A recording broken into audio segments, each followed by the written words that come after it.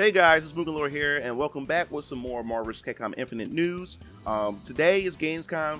For those of you who don't know anything about Gamescom, it's pretty much something similar to E3, but it's in the UK. So there's a lot of game press that's going on around there. So expect in the next couple of days some new gameplay, trailers of our favorite games to be uploaded on YouTube and other social media sites to come. So in this trailer of Marvel vs. Capcom Infinite, we finally got a reveal of Jeddah. And now, like I said 2 videos ago, my prediction was when we talked about the variant comic with Morgan fighting Ghost Rider, and I was saying that there was a theme to the comic and to the reveals when I said that if you think about it, you have Morgan, who's an otherworldly character similar to Ghost Rider, Dormammu, and Firebrand, and I was saying that the only character I can guess that would also get a proper reveal is Jeddah, and it seems like at Gamescom, Jeddah was revealed properly, similar to how Gamora was, and it looks like that Jeddah looks pretty fierce. He looks pretty intense, and his combos is just like how I imagined, and he works similar to, or he looks similar to his gameplay iteration in Mugen, because I use Jeddah, Marvel vs. Capcom style Jeddah, and Mugen, and he's a pretty fun character to play as, and he looks pretty much similar to that in this game as well, so that's pretty neat. So as far as Ghost Rider is concerned, Ghost Rider looks like he has quite a few tweaks to his character as well, and I was curious to see how he would really play in the 2v2 format, because like I said, in Marvel vs. Capcom 3, I just think that his gameplay just didn't fit so well for that game, especially with the assist system and everything. But it looks like in the 2v2 tag mechanics is that these characters now have to stand on their own, since you pretty much can't just using the character just as an assist and don't really put any effort into actually learning the character. They're just good for assists. Now these characters must stand on their own, and it looks like Capcom had developed these characters and tweaked them just a bit, or even added to these characters in order for them to pretty much become useful as individual fighters. So that's interesting to see. And then we have Dormammu. Now I already said that Dormammu would be pretty sick in this game, is for the simple fact is his moveset lingers around on the field for so long. So add that on top of the freeform tag mechanics, you will pretty much get some nasty setups with Dormammu. And then in the trailer, it has Dormammu and Jeddah on the same team together, which also is sickening altogether, especially with both of their moves linger onto the stage. So that's a pretty much nice addition to the character. And then I also noticed that Dormammu also has a new move where he has like these fire type of vines that's on the ground, and it pulls you in closer to him or something like that, and which I find kind of interesting. It looks that's different, because I don't recall him ever having that in Ultimate or Marvel vs. Capcom 3. And then I want to talk about Firebrand. Now the thing is, like I said before in my previous videos, I was always like frustrated at the selection or choices of characters that Capcom had chose to put into the base roster compared to the other characters that they could have brought back, like Wesker or Virgil or whatever other characters that fans enjoyed or found more, I guess you say, appealing from Marvel vs. Capcom 3 or Ultimate.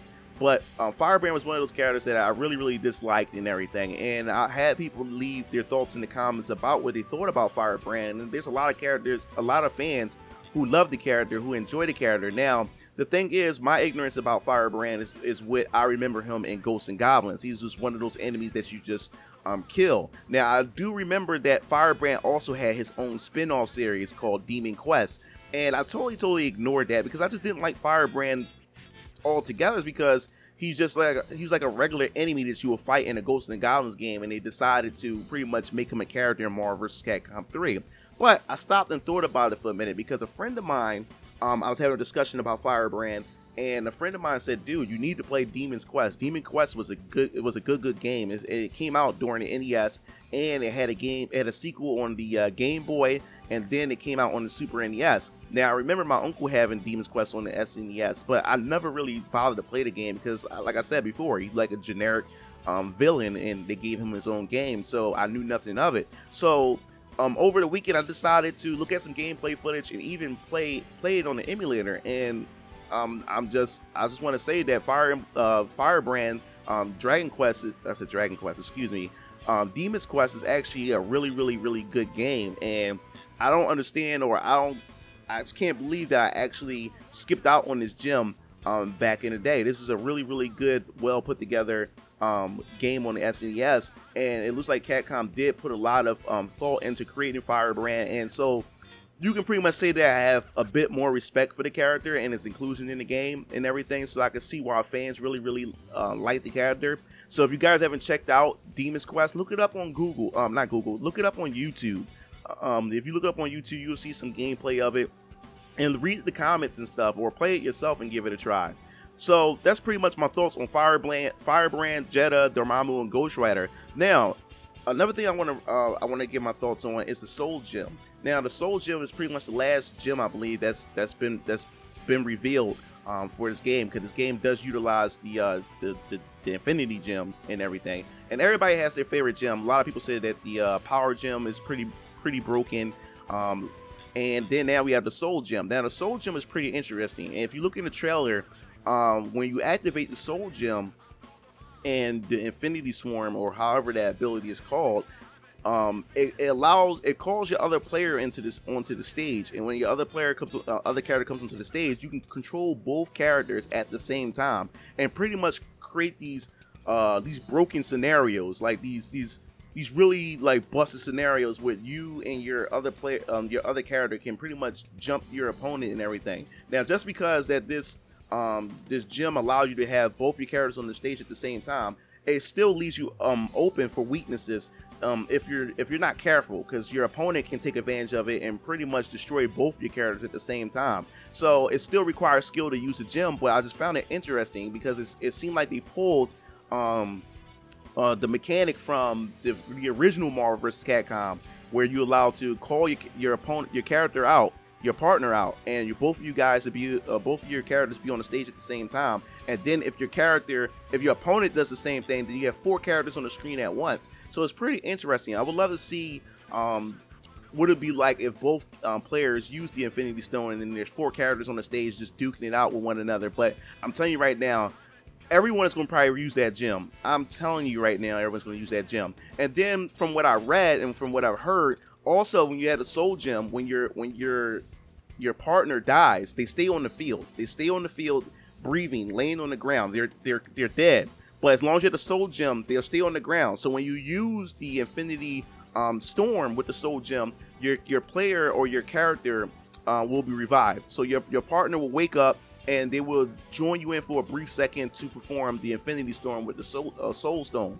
So I'm looking at this stone right now. I think this is going to be a favorite stone amongst a lot of players, along with the Power Stone as well, because of the slow movement, and that means pretty much every character who doesn't have any character that doesn't have a projectile can now have a projectile.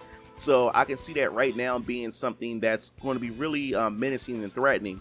But we really don't know until as the metagame or as the scene develops within this game, to see what stones are really complement to the team setup that you have. But as far as I'm concerned, that Soul Stone looks ridiculoly good, and it's just, especially having Dormammu and Jedha using it together, and they just throwing up all these crazy projectiles on the field, and you just getting swarmed with it. It's just ridiculously broken.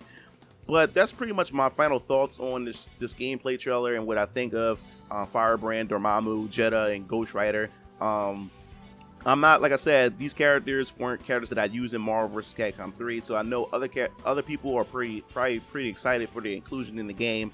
But that's pretty much my thoughts. I thought Jedha animation is pretty cool. Firebrand been given some new tools as well. He represents his game pretty well. And Dormammu, as I always expected, I knew he was going to be something to fear as well. And then Ghost Rider, he definitely needed some of the tweaks in order for him to be a bit more viable, especially in a 2v2 setting where you really have to rely on both your character strengths and everything. But that's my thoughts. I want to know what you guys think of this this new reveal trailer of Jedha and also the Soul Stone. What do you think? What do you think of the stone? Which stone will you guys use or would like to test out in the lab when the game launches? And also give me your thoughts on what you think of the choices that Capcom decided to go with their side of the roster versus Marvel's side of the roster. This is MugenLord, and if you like this video, make sure you like, favorite, share, and subscribe to my YouTube channel for more Marvel vs. Capcom Infinite videos, and also other gaming related videos. This is MugenLord, and I'm signing off.